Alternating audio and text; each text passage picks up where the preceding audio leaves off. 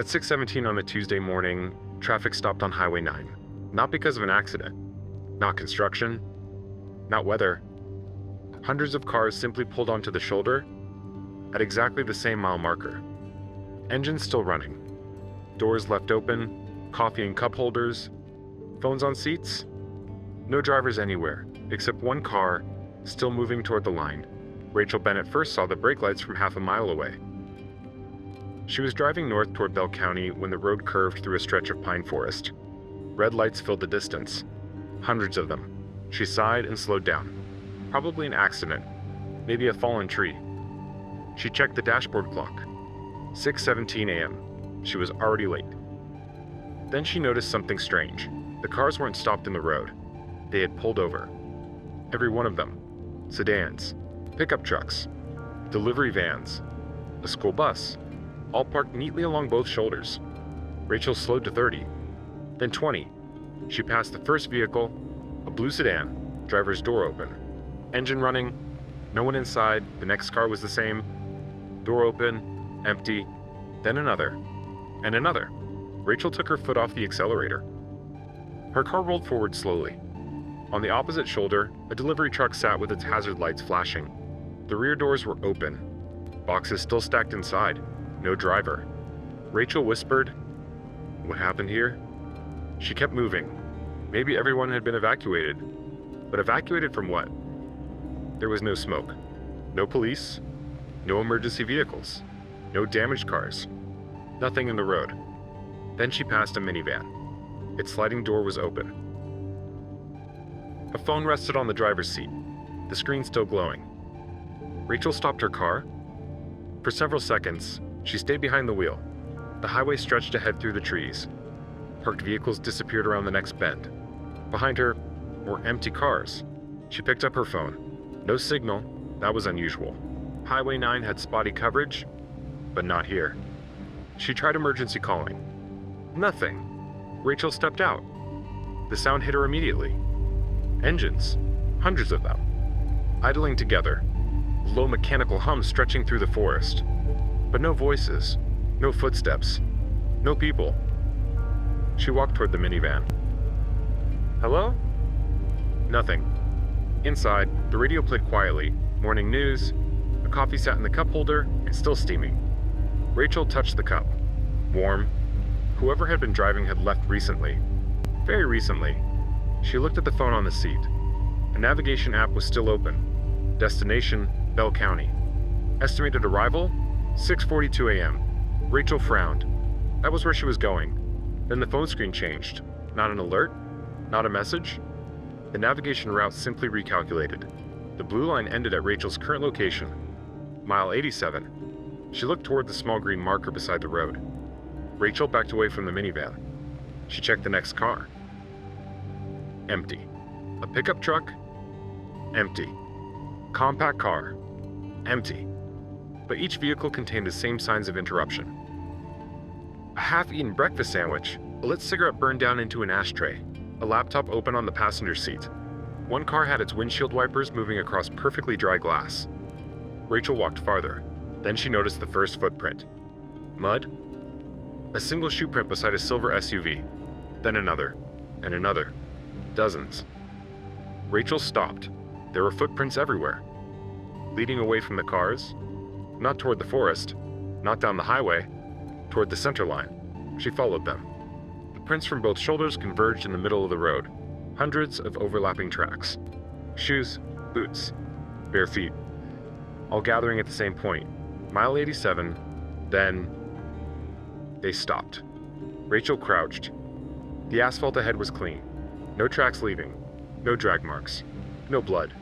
Nothing. Hundreds of people had apparently walked to the center of Highway 9 and then disappeared. Rachel stood slowly. A car horn sounded behind her. She spun around.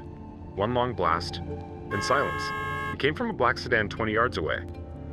Rachel walked toward it. The driver's door was closed. Unlike the others, she looked through the window. Empty. The horn sounded again. Rachel jumped back. The steering wheel wasn't moving.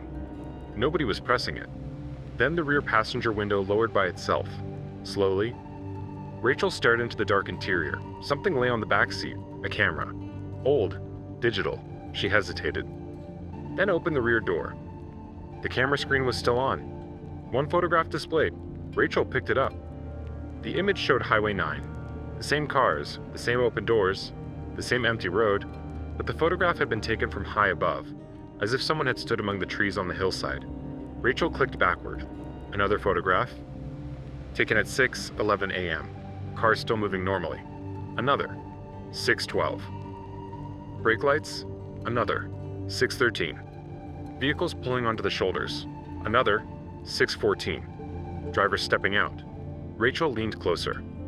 Every driver in the photograph was looking in the same direction, not toward the forest, not toward the sky, toward mile 87. She clicked again. 6:15. Hundreds of people walking toward the center of the highway. Rachel's breathing slowed. Next photograph. 6:16. Everyone standing together, perfectly still, facing north. Then the final photograph. 6:17. Empty road. Rachel stared at the screen. Something was wrong. She went back to the 6:16 image, zoomed in. Hundreds of people stood shoulder to shoulder.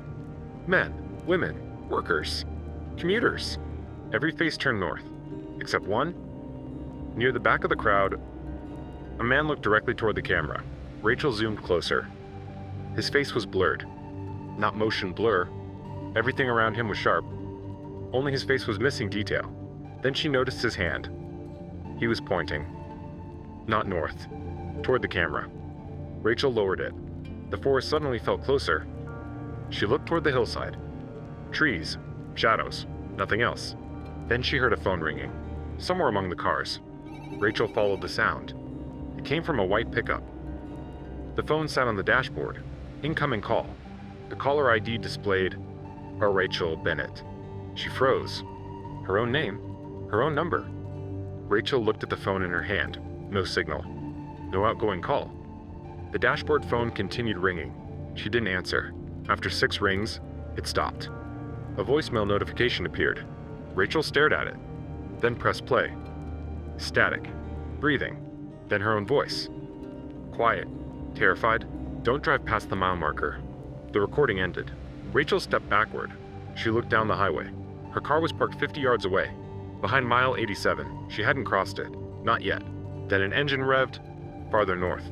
Rachel turned. A red station wagon sat alone beyond the marker. Its driver's door was open. The engine roared again, then stopped. Someone was inside. Rachel could see movement.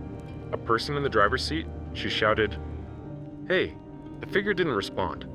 Rachel walked closer. 10 yards, 5. Then stopped at the mile marker. The green sign stood beside her. 87. The station wagon was perhaps 20 feet beyond it. The person inside slowly turned. Rachel's stomach tightened. It was a woman. Same dark coat. Same hair. Same face. Rachel. Sitting behind the wheel? The other Rachel stared at her through the windshield, then raised one finger to her lips. Quiet. Rachel couldn't move. The station wagon radio turned on. A man's voice filled the empty highway. Not an emergency broadcast. Not an announcement. Just an ordinary traffic reporter. Northbound Highway 9 remains clear this morning. Rachel looked around at hundreds of abandoned vehicles. The reporter continued. No delays reported between Ashbury and Bell County. Ashbury. Rachel knew that name. Everyone did. A town 30 miles south, but something about hearing it here made her uneasy. The other Rachel inside the station wagon looked toward the trees. Rachel followed her gaze. At first, nothing. Then she saw them. People. Standing between the pines. Dozens. Maybe hundreds. The missing drivers. Scattered through the forest. Motionless. All facing the highway. Rachel stepped back. One of them moved. Not walking, just turning his head. Then another. Then another. Slowly, every person in the forest looked toward her. Rachel ran. She sprinted back toward her car. The engines around her began shutting off. One by one. Click. Silence. Click. Silence. Click. Wave moving down the highway. Every vehicle dying behind her. Rachel reached her car. Jumped inside. Locked the doors. started the engine. The dashboard clock read 6:17 a.m. Still, she had been outside for at least 20 minutes. The clock hadn't moved. Rachel threw the car into reverse. She didn't turn around. She drove backward down Highway 9, past the minivan, past the delivery truck, past rows of abandoned cars.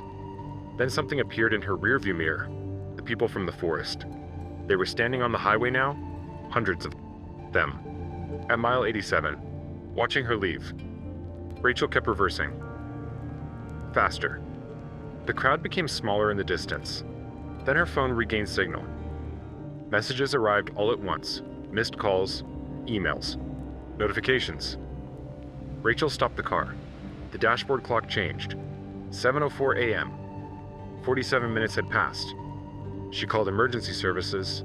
This time, someone answered. Rachel told them everything. The abandoned cars, the footprints, the people in the trees. Mile 87. The dispatcher went quiet, then asked, "Ma'am, what highway are you on?" Highway 9. Another pause. Rachel looked through the windshield. The road behind her was empty. The dispatcher spoke carefully. Highway 9 has been closed since 1998. Rachel said nothing. "Ma'am?" The dispatcher continued. "The bridge north of Ashbury collapsed 28 years ago." Rachel looked toward the line of abandoned vehicles. Except, they weren't there anymore. The shoulders were empty. No cars, no trucks, no school bus, nothing. Only forest. Rachel slowly stepped out of her vehicle. The road surface beneath her looked older now, cracked, overgrown. Weeds pushed through the asphalt. She walked toward the nearest mile marker. The green paint had faded almost completely, but the number remained. Something white lay in the grass beneath it. A photograph. Rachel picked it up. Highway 9. Hundreds of people standing in the center of the road. Facing north, the photograph was dated June 14th, 1998. Rachel scanned the crowd, then stopped. Near the back stood a woman in a dark coat. Her face turned directly toward the camera. Rachel Bennett. She dropped the photograph. Behind her, a car horn sounded once. Rachel turned. Her own car sat empty. Driver's door open, engine running. Her phone rested on the seat. The screen still glowing. Navigation active. Destination, Ashbury. Estimated arrival, 6:42 a.m. Rachel Bennett was never reported missing. There was no record of her vehicle being recovered. And according to state transportation archives, mile 87 had been removed from Highway 9 maps after the bridge collapse. But every few years, drivers traveling north before sunrise report the same thing. A line of cars parked neatly along both shoulders. Doors open, engines running, and hundreds of people standing in the road, waiting for one more car to arrive.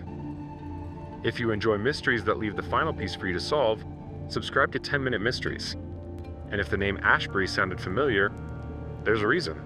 In the previous story, a utility worker entered a town where every resident had vanished, except for one house with its porch light still on. Watch everyone left town in 1 hour, except one house next.